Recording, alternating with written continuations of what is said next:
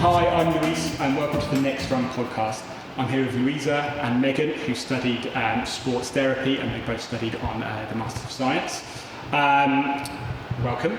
Thank you. Thanks for having us. Sorry? Thanks for having us. No problem. So if you tell us a little bit about what you're doing now, and that'd be interesting to hear where our students can go and where previous students have gone. So Luisa, if you'd like to start. So I'm currently working for a clinic called Physio Fitness, and that's at home in Dorset. Okay. And they are a really, really unique clinic, so they have quite a lot of sporting interests. So I'm part-time in clinic, which has an incredible setup, very rehab focused. But then it's also my job to lead up their sports therapy and physiotherapy team across the road at Bournemouth Rugby Club. So I get a nice mix of sports and clinic and general public, so it's really, really nice. That's great, that's great. And Megan, tell us a little bit about what you're currently doing. Yeah, so at the moment I'm at Harlequins. I've been there for a year and a half. So I'm the sports therapist there with the senior team, and I also do the medical admin side as well. So I've been there for about a year and a half. Only just started the medical admin recently. Our first game's this weekend, so we've just been going through pre-season, and then we're just getting into the season. So I'm very sports based, and on the side I do a little bit of extra clinic work where I can, just covering people's clinics, so I get the exposure to clinical a little bit, but mainly I'm in sports. You feel confident about the season? Yeah. Good. So maybe what were the main sort of, what are the main challenges of your roles that you find? For me, it's managing the challenges because they're completely different in clinic and in rugby. So in rugby, a lot of it's the organisation is very chaotic environment to work with. So it's not professional like Megan, it's much amateur. So all the players there have jobs to be doing. A lot of them are labourers or like physical jobs. So it's managing their injuries or whatever's going on within their medical life with their home and personal life. So we can't control everything in that environment, which is a little bit harder. So it's making ways to adapt what we're trying to achieve. Yeah, I mean that sounds like it might be quite tough. Somebody might come along with an injury that you weren't expecting them, or you didn't know how they did that, for example. Yeah, for example, like anything like lower back pain, we can do all the rehab we want during their training sessions, and then if they've got to go to work the next day and they're lifting really heavy things and twisting at funny angles, then it's just firefighting that a little bit and putting in place strategies that they can apply during outside of our rugby training sessions to kind of help manage that.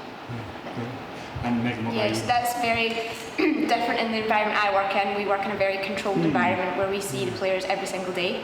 So we tend to be in 5 days a week. So whether that be one day at the weekend or midweek, it kind of varies depending on the game. But I'd say the main challenge is sort of, for me personally, is time management. So I've got 2 roles at the moment. Pre-season is very admin heavy, particularly this week. I've been very admin heavy, getting things ready for the game. But it's trying to find time for myself to get the sports therapy side in as well, and make sure that I'm enhancing my skills doing that. So that's the main thing for me. I guess, the main crossover there is actually carving out the time for personal, professional development as well. 100%. You can get so sucked in with your patients and what's right in front of you and what you have to do that week that actually you need to remember to jump on that webinar or have a look. Definitely. After a full day that you've worked with players or clients, you don't really want to be then doing more. But at the same time, we're both in junior roles at the moment, and we need to be trying to work and enhancing those skills. But we're both very lucky with the environments we work in, that we have people around us that are willing to help with that. I think that's been the biggest thing for both of us. Actually learning off more like senior physiotherapists and sports therapists, and kind of picking their brains, carving out a bit of self-reflection, going, this is my weakness, this is an area that I want to get better at. 100%. Can you help me do that if I go away and do X, Y, and Z? Can we just go through that with a fine-tooth comb? When I first graduated, I actually opened my own clinic. so I was just working by myself. And I think that's the thing I missed the most, was having somebody there to be like, actually, can you just double check this, or can we go through it? And I was in the clinic for a year, and that's the main reason that I left, was because I just felt like I needed to have senior members around me and sort of to continue that professional development, essentially. Because you can do it yourself through webinars, but if you have hands-on with somebody else, it's really helpful. But I always found that you'd be working in quite like an open environment, or you'd be chatting about different patients, and you'd be like, or like, why did you do that? Or, oh, you've done that, like, I didn't realise you could do that. And it just comes from them conversations or seeing some like different treatment. And it kind of sparks that. You kind of answered my follow-up question, which was going to be sort of, what are your top tips for A, sort of finding the time to work on your own sort of personal development, but B, how do you find those opportunities? I mean, as I said, you kind of answered it a bit, but I don't know if you can add to that. I think the most important thing that I find is actually wanting to get better. Like, you have to be self-reflective in the fact that we are still newly graduates. And there are much more senior clinicians out there. And recognise that you're still coming from like a place of development. So wanting to keep it as priority, and you just have to prioritise. And the good thing is that with our insurance as well, you have to do it. So there is a minimum that you have to do, but so that kind of pushes you to do it. But as Louise was saying, like, wanting to do it as well, because then you'll find things that you're interested in and you'll actually take on board, as opposed to doing it as a tick box. So actually being with a player or a client or patient and going away, reflecting on that, discussing it with somebody else, so when you see them again, you can actually progress that and be confident in what you're doing. It's just building confidence. I think in our industry as well, I think throughout lots of different industries, everyone has CPD that they need to do, but in healthcare, like, I don't know about you, but all the places that I've been to and worked with it's like, it's a priority. It's things that people want to do, because in healthcare you want to give people the best standard of care, so you always don't want to have any of them gaps. I'm very lucky with the staff that I've worked with. Everyone wants to do it. Everyone wants to find out more, get in specialists, hear more, and pick each other's brains. It's quite a positive environment. And I think that kind of starts from when we're at uni. So when we're in our last year at uni, you've got your clinic, and that's very much an open discussion between not just you sit and listen to the lectures, but a discussion between you and your classmates as well. So that was kind of CPD, wasn't it? 100%. Like, I remember having that open clinic, and you'd be sat in the corner room whilst your patients were waiting for you to come back, and we'd have to check in with our lecturers. But whilst you're waiting for the lecturer talking to one of the other students, you'd be talking in amongst yourself, going, oh, have you tried this, have you done this? It's literally just an extended version. It is, it is. It's interesting what you said, Louisa, about most people that you encounter in healthcare, you want to do the best for patients, for people you're working with, and it's just a dumb thing that people are always looking to improve. I guess that must be quite interesting and allow for reflection that even those people who are really experienced and been working for maybe decades, they've never finished learning. I think it's very much a reflection of healthcare and science as well. Like, we're always getting that technical. What word am I trying to say there?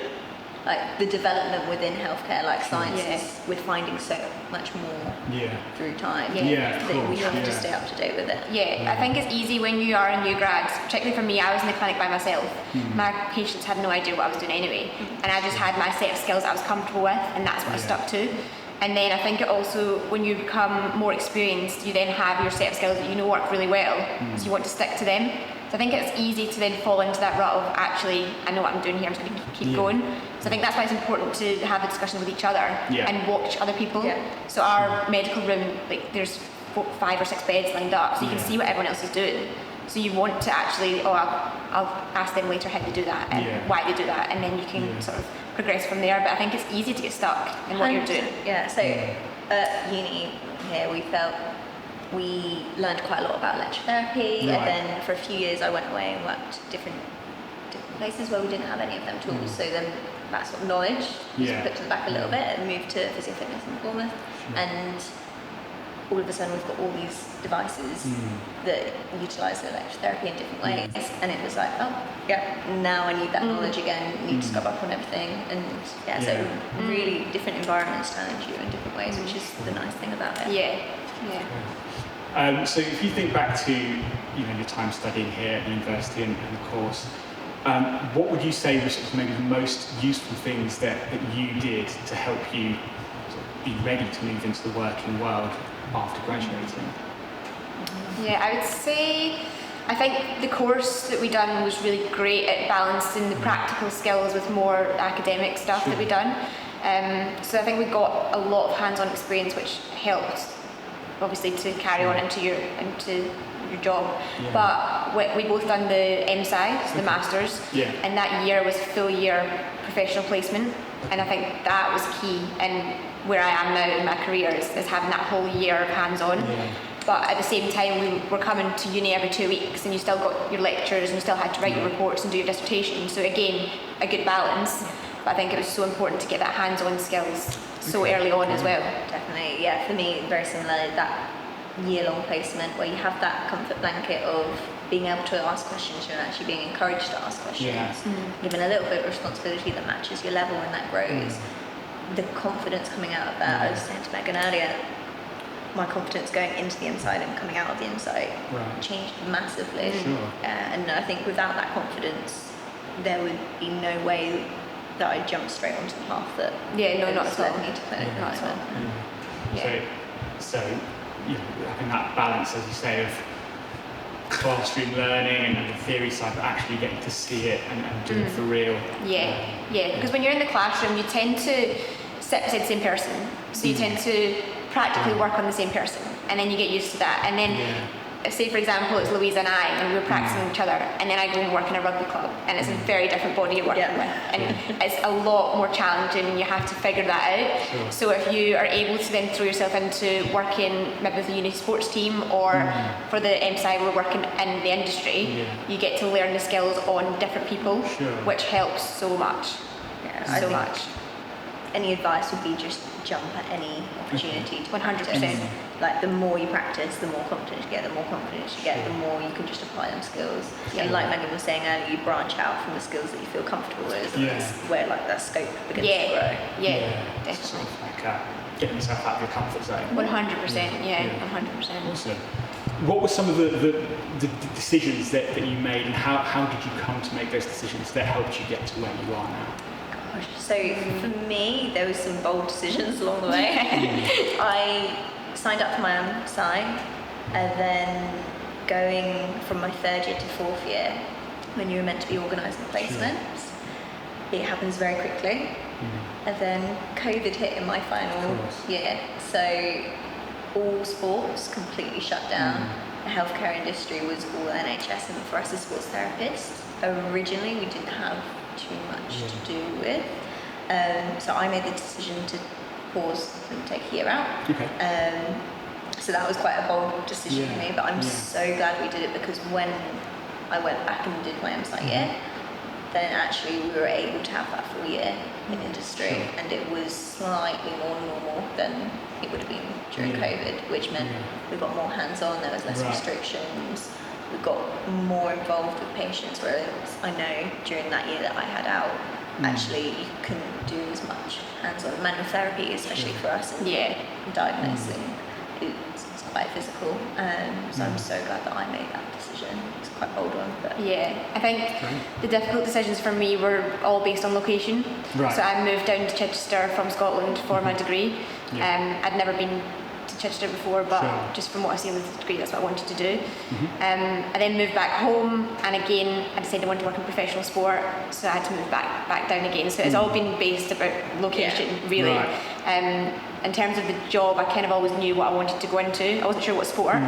The jobs just kept coming in rugby. So I think that was an easy path, because I knew what I wanted to do, and everything that I was doing was guided towards that, but it was just whereabouts was it going to be, and I always knew that I was going to have to move for that. It goes back to what you were saying earlier about risk. I think just don't be afraid to take the risk. Like, it might seem like a big scary decision, especially in location. Like, you had an incredible year at Edinburgh Rugby Club for your professional placement. I know other people who also had an incredible year, and when I went to go make my masters, decision about where I wanted to do my professional placement. I had heard good things. It sounds scary moving up to Scotland. Yeah. I ended up doing the exact same. Okay. Yeah, so we done the Exactly. same placement. Yeah, Oh, at the same place. So you were working together? Actually? No. 2 years ahead of me. 2 years Oh, apart. okay. Yeah, 2 years Oh, right. apart. So were you able to sort of go and speak to Megan? Yeah, exactly. Yeah. Which is the other good thing is because it's such a small university there and a small class. Sure. Actually, it's a lot more friendly. It's a lot more personal relationships, and it would be lecturers guiding you to go. Actually, talk to the person who is above you, see where they're at, or go talk to your friends and colleagues who want to do different sports, like pick each other's brains. Yeah, and it wasn't just in your class either, as you said, it was through the years, and also people who've already graduated. Yeah. So the lecturers were more than happy to put you in contact with people, which helped a lot. So lots of networking opportunities. Yeah, essentially. definitely. That's really good. And that you felt that helped as well. Yeah, and even now, like I still touch base with a lot of people within our course throughout the years, and it's nice. It's nice to pick people's brains about like where they are, different career paths, or like even confidence throughout the years of like, oh, I've got a patient as this. Like, have you had someone similar? Yeah, exactly. And there's also so many routes that you can go down with a sports therapy degree as well. We both went down sort of the sports route. You're more clinical than I am, but you can go down loads of different routes. So it's interesting to speak to people who are doing different things. When I first graduated, I went down more the business route of it. You can go into NHS and work as well, which is incredible. Yeah, like that was a pathway that was so much less explored when we both started, and we actually didn't think it was going to be much of an opportunity. Right. But it's really, really grown, and I think we've got a few people who are on our course who are now actually doing incredible with the NHS, and it's nice to see that it is actually growing as an industry of sports therapy. Whereas it's nice. I think it's difficult though when you graduate and you're trying to find a job, because there aren't as many jobs as there are for example, physiotherapists. Sure. And it's timing as well. Yeah, it very much is timing. So in the medical team that I work in, there's maybe 6 physios and 1 sports therapist. So that's the kind of jobs that you're looking at. It's quite difficult to get there. In clinic, we've got 3 sports therapists, 3 physios, so it's really based on location, which is why it's nice to talk to the network to see like where their roles are popping up. Yeah, find out a little bit about sort of where the labour market information, where there are opportunities. Exactly, and there are opportunities as well. It's just trying to find them. Yeah. It's difficult, isn't it? It is hard. And waiting for the right time, knowing that it's going to come. I feel like a lot of sports therapists drop out of the industry because they lose a little bit of hope. Yeah. Whereas you need that sports therapist friend to spur you on and just be like, just wait. You know it's coming. You know it is going to come, but it is so tough when you're waiting for that job to come through, or you go for an interview and it is difficult. Sure. Yeah, certainly. From obviously I work in a different area, but from my own experience, patience is really key in job searching, isn't it? Yeah, it really is. So obviously, you said that sometimes it's quite hard to find the jobs, maybe it's a little bit competitive as well. What would be your top tips, other than having patience, to securing the job that you really want? Volunteer. Volunteer as much as you can. 100%. Like just throughout, I still do it, you still do it. I still know senior physiotherapists and sports therapists who get involved in slightly different events to what their specialty is, just because enjoyment, and B, just through development. And it gets your foot in the door early on. So I started, before I even came to uni, I was in a rugby club working with them. So it's just getting your foot in the door. And also, I think for me, when I'm looking at students, because I take students on as well to do soft tissue and bits like that, and it's not about their skills that they've got, because you can teach the skills. It's about them being a reliable person, or them wanting to learn, like going back to the actual want and need to progress your skills, but actually just being reliable, turning up, being professional as well. I think that helps a lot. Professional communication, being able to talk. You don't want to be with the patient and just be sat in silence. A lot of it is general lifestyle skills, which I think like the university gives you so many resources to build on throughout the time at Chichester. But like you said, the skills are teachable, and you're a student, so you're not expected to. You've not got that expectation of going in and you're going to know everything, because you're not. So as long as you want to learn and you're willing to put the work in, then people are more than happy to have you. And it's frustrating that you have to do voluntary work. It is annoying, but it does help a lot. If you are able to do it, that's the thing. Some people don't have that capacity to do it, but if you are able to do it, I think it does help. Yeah, definitely. It definitely does help. Are there any other sort of key skills that you think are most valuable for your profession? I think in general, like our profession is working with people with pain, like so a bit of empathy, a bit of care. Yeah. People want to be listened to. Yeah, Like exactly. just them general personal skills. Yeah. I think just them soft little skills that add into. Yeah, and also like just general skills like time management and things that you would have in any career, but it is important, as you said, if you've got like a patient sitting waiting for you and you're late or you're not organised, things like that. And you'll find that people, like patients who are in pain, are just a lot less patient themselves. There's a little less room for error. I agree. Especially in sports as well, room for error. So then the skills need to be quite sharp because you've got that time pressure as well. Sure, of course. So I'm going to ask one more question. This is sort of going to frame what sort of time period you were studying at. And that question is, whilst you're at university, who were like the big sports stars? Who were the people making headlines? Gosh. I'm trying to think back. So I think we finished up just for Euros. So I think Harry Kane, Marcus Rashford. I think that would be the right sort of time frame. I'm trying to think of any other sports. Would you say athletics in terms of that too can't early think of on? any actual Was Mo Farah big just events that retiring? happened when we were here. Yeah. Can't think back to. Was Mo Farah retiring? Was that a thing? It's definitely the Olympics, wasn't it? 2021. I can't remember. Yeah. That was a crossover. That's when we were here, so it's a crossover. Okay, well, great. Thanks. Loads of really valuable information there. Thank you so much. Thank you so much for having us. No problem. Thanks. Hi, so I'm joined by Sam, and we're just going to reflect on the interview with Luisa and Megan. So Sam, what were your main takeaways from that?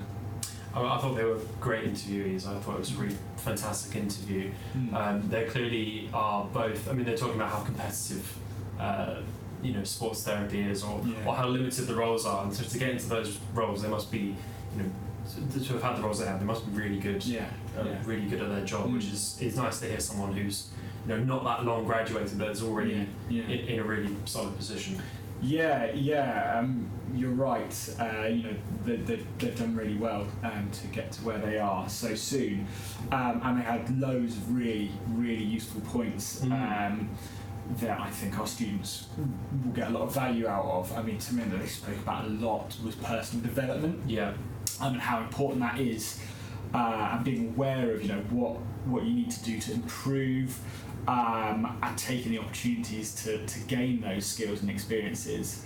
And they talked about as well that they've learned from maybe much more experienced colleagues and sort of seen what they do and sort of taken those skills on and that knowledge themselves. But they also acknowledge that those more experienced colleagues are still learning themselves as well, and that's something that everybody's going to experience as they progress throughout their career. You never know everything. There's always room to gain more knowledge and gain more skills and experience. An example that was brought up was advancements in technology.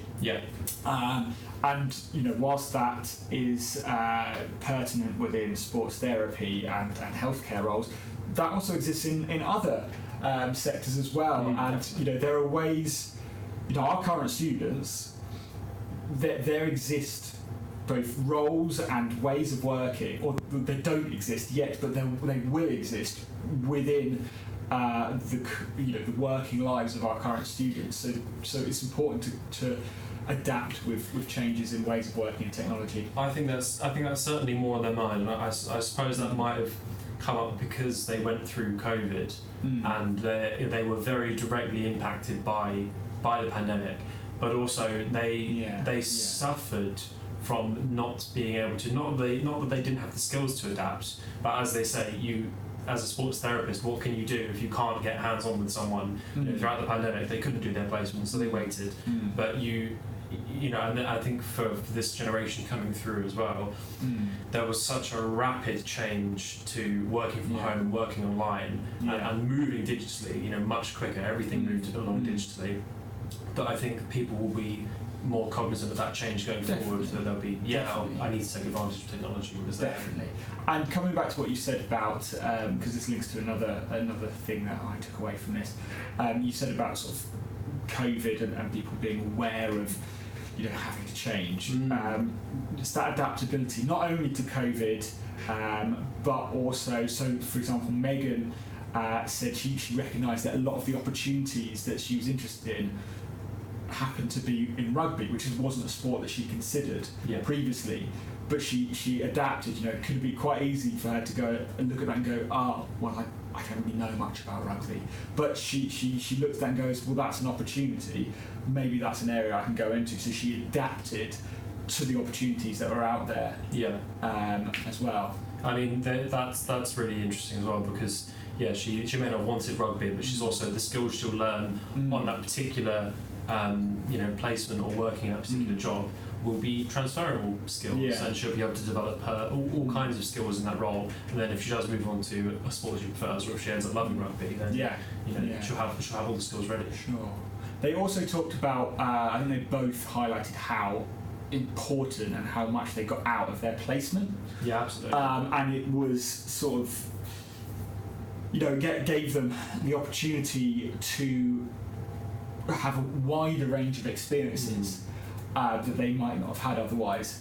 They certainly wouldn't have had otherwise, and that was really important. So gaining sort of a wide range of experiences as well. And that is, as they said, is a really kind of bold move to, well, not that they had much of a choice, but that taking a year out from COVID and then coming back to do the placement. Yeah. I thought that was really interesting, because that, in some ways, I can see that being quite useful. That you get some time, you get a break from the rigmarole and the speed of academia, and you can just take a break, figure out where you want to go, and then return to do your placement, perhaps with a fresh mindset, new ideas, all of that kind of stuff. So it was a weird situation where I thought maybe that's someone's had a lot of people have had different benefits and stuff from a change in working. And I think from COVID, I think that's something that come out for them, is that might have benefited them by delaying their placement a year.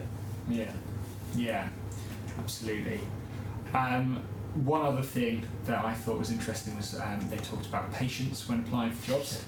To be quite competitive, and that's so true. And I think a lot of people, certainly when they sort of first start applying for maybe their first graduate role, don't necessarily realise that you might not get the first or even the second or third job you apply for. And that doesn't mean that you're bad or doing anything wrong. It might be that you applied for a job and you did enough to get the job. There just happened to be another applicant who maybe did slightly more.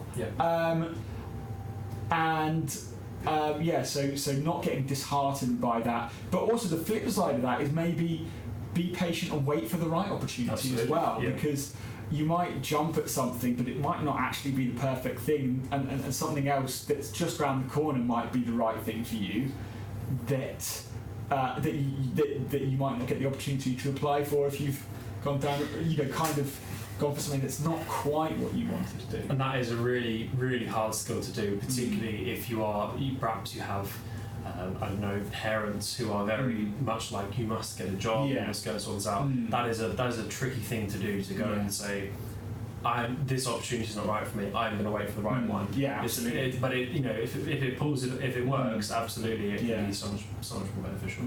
Yeah, exactly. Yeah. Well, thanks, Sam. Thank you very much. And we'll see you next episode.